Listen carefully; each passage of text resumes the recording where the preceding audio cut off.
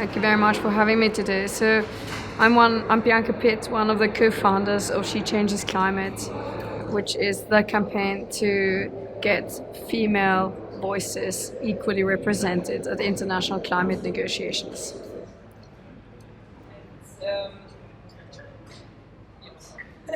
So the She Changes Climate, basically you want you want a 50-50 representation at the... Exactly. So women make up half of this planet's population, and yet, despite that, they have been dramatically absent from decision making absolutely everywhere. So not just international climate negotiations, where, just to give you an idea of numbers, only 2 out of 12 directors on the UK COP leadership team, for example, are women, and only 10 out of the 140 leaders, 7% only, of the world's leaders who came to open the conference were women.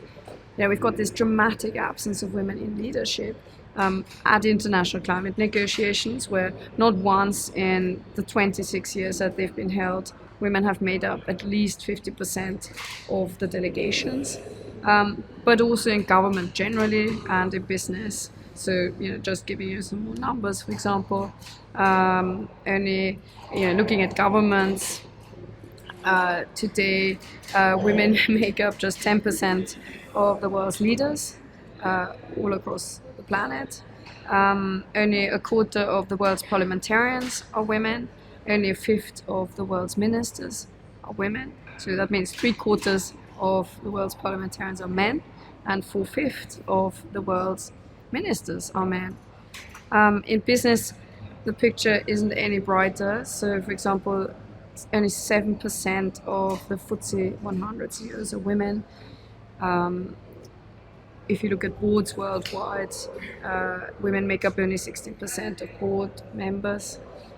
If you look at VC funding, for example, only 2 to 3% of VC funding goes to women-led teams. Now, what does that tell us? Well, it tells us that women are dramatically underrepresented, that we're not remotely getting the participation that we need from women, particularly now that we need to respond to the climate emergency we're in, and that we need to accelerate women if we want to accelerate climate action. I'm gonna challenge a little bit the numbers. At the leadership position, there is obviously a lack of representation of women, but I saw that maybe in the advisory teams of the leadership, there is a lot of women. So why is that a difference that there is no 50-50 representation at the leadership level if actually the people advising the other are also women? Well, let's turn it around for a moment. Let's imagine that women make up all the directors. That when the UK COP26 leadership team was announced, it was announced as an all-male team. So imagine it had been announced as an all-female team. Wouldn't that strike us as rather curious, right? And imagine I would say, well, I know the leaders are all the women, but the men are at least in advisory positions. Isn't that enough? Let's let the men answer that sort of thought experiment for a second and think that through. If you look at the women, because the UK claims that it has 45% women's participation at in the senior management for the COP26. But if you look at the roles that these women have, they're actually in deputy positions. So they're not directors, they're deputy director level. That means that they are a lower pay grade as a civil servant. And that is wholly unsatisfactory. And why do we have evidence that this is wholly unsatisfactory? Well, we have had 26 negotiations already. It's a quarter of a decade of negotiations on climate. many people have spent millions of hours trying to solve the climate crisis. Well, if we had the right team in place, I think we'd be there by now. So we need to look at the leadership composition, scrutinize that very carefully, and think, okay, what is the missing element here, and what do we need to bring in to actually really make these breakthrough decisions that we now need to see. I have another question about, like, we are really focusing on gender representation, 50-50, but in the end, what we also notice sometimes is that this COP is also very underrepresenting like southern countries. So how do we manage to sort like global south countries? Yes. And absolutely. So how do we manage to advocate for a 50-50 vision, but also without like forgetting about global south and do not repeat the scheme of white elites? Of people course, on top. Absolutely. I mean, I completely agree. This when we talk about women as this sort of largest underrepresented majority here, and if we often think of people often think in majority and minority terms, and actually I would say if you probably look at the world's population, you'll find that white people are the minority, and we need to get the representation of the majority. We always talk about women in all their diversity. So, we're talking about women from all countries.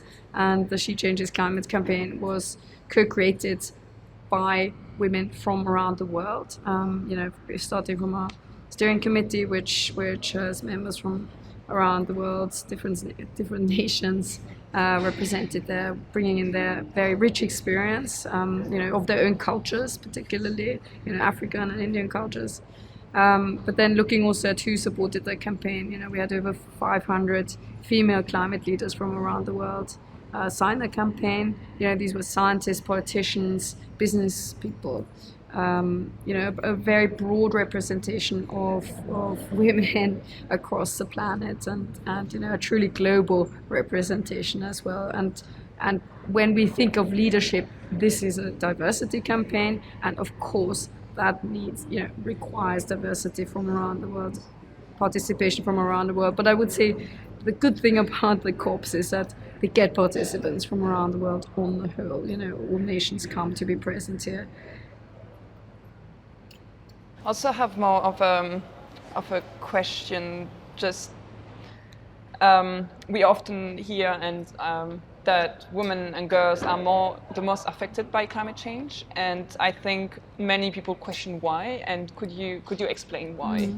Yeah, women are from the socioeconomic backgrounds are generally, as we know, disadvantaged. Simply, this world is designed for men, by men, for men. That is just a fact. So, and I think we need to distinguish between the global north and the global south here as well. Women in the global north often think, we have it quite good, and we do. We get education. We really have this possibility to step into leadership. I think often women don't take that opportunity and don't realize how important they are in leadership, actually. We need to talk about the social contract there and what else is expected of women. If they're expected to raise children, look after the elderly, and still continue to do 75% of the world's paid care work, then, well, they're going to struggle to also take up leadership positions in government and business and international climate negotiations, where, here in Glasgow on site, there is no creche facility for women to bring their children, for example. These are things that have to be considered if we want to see women in leadership at all levels. If you look at the global south, well, I'm here very much today, not because I particularly want to be here, but because I have to be here to speak on behalf of our sisters in the global south, who are in a dreadful situation already. So, a vast amount of houses, for example, in India, do not have sanitary facilities, no loos. So what does that mean? Women have to get up in the morning before the sun rises to go and find a place to relieve themselves. Now, that's shocking. It was shocking for me to understand what large amount of women still live like that and have to do this. Climate will affect them negatively because they are the ones who have to go and fetch water, for example. continued droughts make it harder for them to fetch water, and the further they go away from home, the higher the risk of them being attacked on the way. During times of catastrophe, women generally are the ones who are at more risk to become homeless. During the tsunami, for example, in Indonesia, we saw that women were 3 times as likely to drown than men because they aren't taught how to swim. They were also trying to rescue their children and the elderly relatives living in the households, and they drowned. And the COVID, for example, was an interesting sort of trial run of what lies ahead, because if you think about it, these pandemics are a side effect of our ecological crisis, and we saw that women indeed were suffered much more from this pandemic than men. So they were more likely to lose their jobs and less likely to get back to work once they've lost their jobs. They bore the majority of the home, the housework, obviously still, and then also the homeschooling. The World Economic Forum just came out with a report earlier this year, the Gender Gap Report, which showed that since COVID, the gender gap has widened by a generation and a half. So we are less likely to close the gender gap. Now, if we close the gender gap, apparently we can add $12 trillion to the world's economy. Where does this number kind of come from? That's a report from quite a few years ago. I think this was a McKinsey report, but yeah, I can show you the exact reference for that. Yeah, it's amazing. But beyond that, if we look at research, we see that countries that have more female parliamentarians have better climate policy and policy implementation.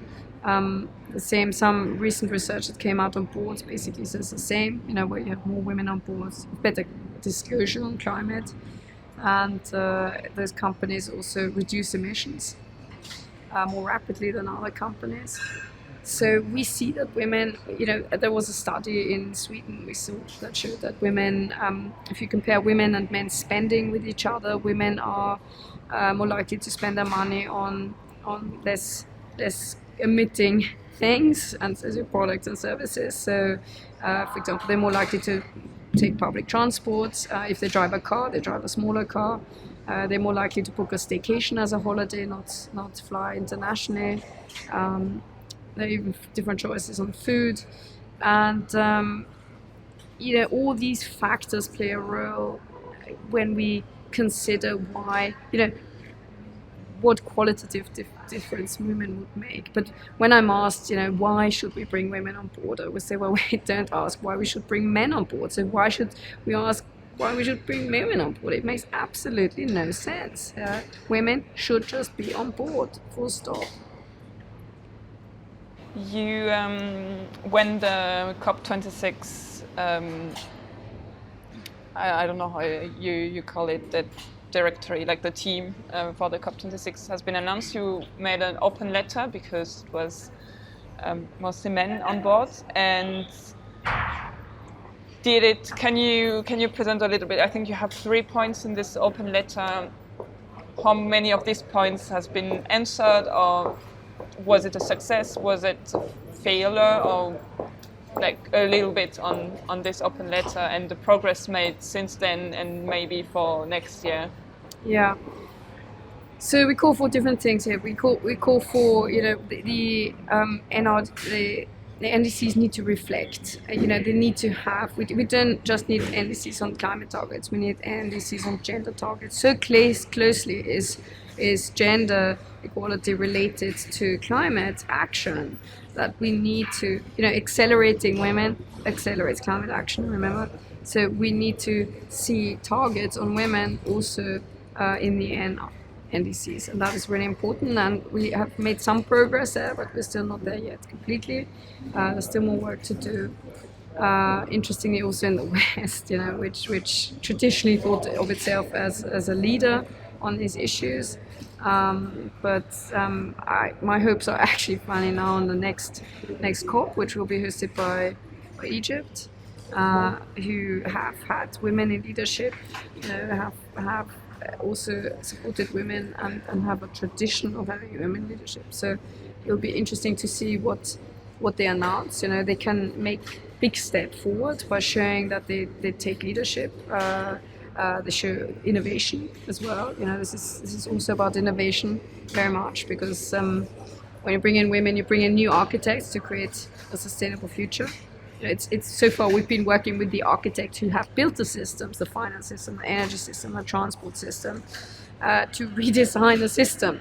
So if if someone builds you a house and then you ask them to take the house down partly, or maybe remove it completely, I mean, you can imagine there will be some resistance. So in a way, I'm not surprised that we've made so little progress, because I think it's almost unfair to ask the men who have designed the finance, energy, transport system to now dismantle it. Of course, this is really difficult for them to do. And I think their job would be made a great deal easier if they brought in new architects, formed a team, decided and discussed what they can do to really accelerate things now. Because I think everyone agrees, we're working on a planet with finite resources, and our systems are not fit for purpose. And we need to start, while sort of it's difficult for old industries to make that transition, which again I fully understand. It's not easy to accept that maybe the time has come to pack up and start again. I think we need to start building an alternative reality and a sustainable future with what we have and the knowledge that we have, and that needs to have 50-50 vision at the top. This is co-leadership that we're asking for, men and women leading together. So we don't want a replacement of the men. We want women and men to lead together, and anyone who has worked on teams that have men and women lead together should know that this brings a lot of rich results, really. And if we can see that happen, that's a big step made forward. One of the calls we made in the letter was also for finance, because the finance industry plays such an important role. It can be essentially the tugboat to change things around. Currently the money is going completely in the wrong directions. As I mentioned earlier, VC funding, for example, for women, and we need VC funding now, is not there. Simply, no one is investing in women, brutally said. And we need to, when we fund, we need to now look at funding 50% women-led projects. We need to make sure that our funding is considered, our finance is considered also under gender terms and has gender targets. I'm very curious about this finance. Like, I wonder why actually. Like, why is there is less funding for women? Like, I think the devil advocate would say they should just ask for it. I think, but they are asking for it. They're just not getting it. So it has many reasons. The question, that was exactly the question we asked ourselves a year ago. We said, how on earth can it be that in the 21st century a team is announced with, for an international climate negotiation? This is so important. This is the largest conference the UK has ever hosted. It's announced without women on it, and nobody even notices. I mean, you must think this is by intent. It is so strange. How can it be that no one even notices? What bias are we suffering from that this can still happen, right? And I learned a huge amount, because I suffer as a woman from that same bias against women. So men are more likely to be picked as leaders, for example, because people who speak more tend to be chosen as leaders more, and men traditionally show that they speak more in meetings, for example. What has happened that we're at this point today, despite decades and decades of gender work, the incredible work the suffragettes have done to get women to vote and so on, we have an inbuilt bias against women, and I learned a lot about that from reading up about racial bias, actually. I'm white, I grew up in a country which wasn't very diverse in Austria. And so I had to read up about racial bias and hear people's accounts, firsthand, to really understand better what they suffer from. And then it was only reading that I started to look at bias against women. And the more I read, oh my goodness, I realized we had opened literally a can of worms. And we need to shine a light into it and see how sticky the matter is inside. But we need to clear it out now, because we can't, this is now a matter for the whole of humanity. This is not a women's issue anymore. We're in this climate emergency. Scientists are forecasting climate chaos by 2030 if we don't turn things around now, as you know. And this is literally now a matter of our survival. So it leads me to my last question, I would say, is that we talk a lot about gender, and we will have men in the audience, of course. Yeah. Like, that's your fight. Just or some of them, I want to support you because it's madness, but yeah. How do I take as a man? How do I help? How do I become an ally? Absolutely. Yeah. I think the best thing you can do. I came very much from the climate side, so for years and years, I had what do you call it? Yeah, these sort of blinds on the side. When people came to me to talk about climate justice or intersectionality, my shutters always came up, and I said, no, they're trying to solve everything, all the social issues as well. Don't take on too much. We've got enough work to do just sorting out climate and biodiversity and pollution and waste. And it was only thanks to, so I was just as blind, I honestly have to say, to that intersectionality. And it was only when we started looking at this issue for leadership of international climate negotiations that I realized that it is actually the social issues that are probably the reason for this climate crisis. So it's the lack of diversity in decision making that is leading to bad decision making, which is leading us into the situation today, which has brought us here into the situation today.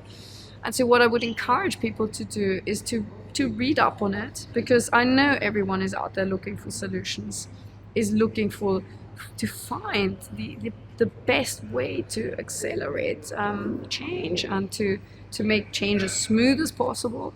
And I think a great way to make change smooth and make it work for everybody is to just simply accelerate women. It's not that difficult. Just make sure 50% of your boards is composed of women, that when you're on a panel, 50% of speakers are women. Let women chair panels, let them chair the room at a conference, for example, because women aren't likely to speak up, so one has to make a real effort to get their voice, one has to reach out to them. And research has shown that women are more likely to speak when a woman chairs a meeting. We call for 50% women, but actually women also don't speak unless they make 80% of a group of people. So, that's their problem. They need to also learn how to speak up and lean in, as Charles Sandberg said.